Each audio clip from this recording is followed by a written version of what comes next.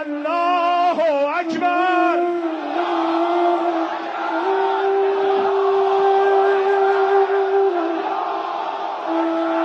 আল্লাহু আকবার।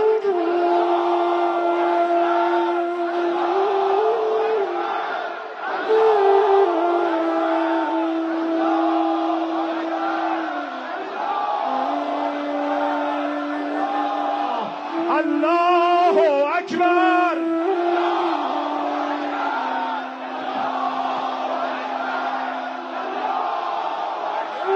আল্লাহু আকবার।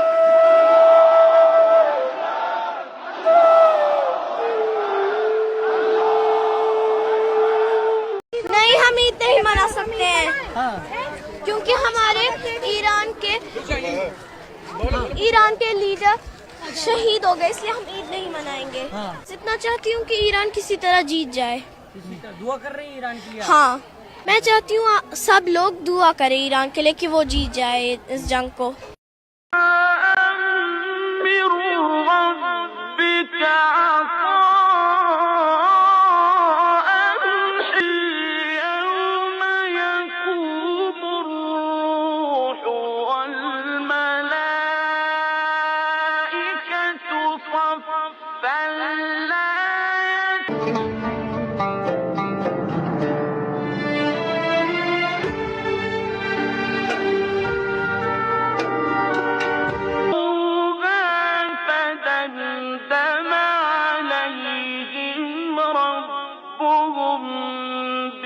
خیلی صدای تشویق میومد، اصلا خیلی عجیب.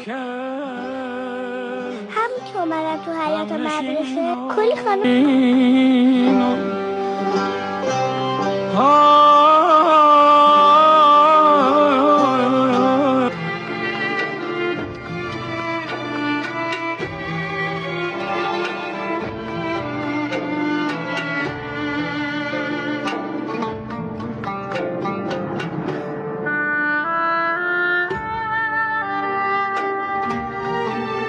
ইরানের সর্বোচ্চ ধর্মীয় নেতা আয়াতুল্লাহ আলী খোমেনিকে হারিয়েছি। তাদের মৃত্যুতে মহান জাতীয় সংসদ গভীর শোক ও দুঃখ প্রকাশ করছে। ইরানের সর্বোচ্চ ধর্মীয় নেতা আয়াতুল্লাহ আলী খামেনির মৃত্যুতে শোক প্রকাশ করেছে বাংলাদেশের জাতীয় সংসদ। 12 মার্চ ত্রয়োদশ জাতীয় সংসদের অধিবেশনে আনুষ্ঠানিকভাবে এই শোক প্রস্তাব উত্থাপন এবং গৃহীত হয়। 1979 সালে সংঘটিত ইরানের ইসলামিক বিপ্লবের পর দেশটির নতুন রাষ্ট্রীয় কাঠামো গঠনে গুরুত্বপূর্ণ ভূমিকা পালন করেন আয়াতুল্লাহ আলী খামেনি। বিপ্লব পরবর্তী সময়ে তিনি বিভিন্ন গুরুত্বপূর্ণ দায়িত্ব পালন করেন এবং ইরানের রাজনীতি ও সামরিক কাঠামোতে প্রভাবশালী নেতা হিসেবে আত্মপ্রকাশ করেন। 1980 সালে প্রতিরক্ষা মন্ত্রীর দায়িত্বে ছিলেন খামেনি। এ সময় শুরু হওয়া ইরান ইরাক যুদ্ধ চলাকালে ইসলামী বিপ্লবী গার্ড বাহিনীর তত্ত্বাবধায়ক হিসেবেও দায়িত্ব পালন করেছেন তিনি। পরে 1989 সালে ইরানের বিপ্লবের নেতা রুহুল্লাহ খামেনির মৃত্যুর পর দেশটির সর্বোচ্চ নেতা হিসেবে নির্বাচিত হন আয়াতুল্লাহ খামেনি। তার নেতৃত্বে আইআরজিসি একটি শক্তিশালী সামরিক এবং রাজনৈতিক প্রতিষ্ঠানে পরিণত হয়।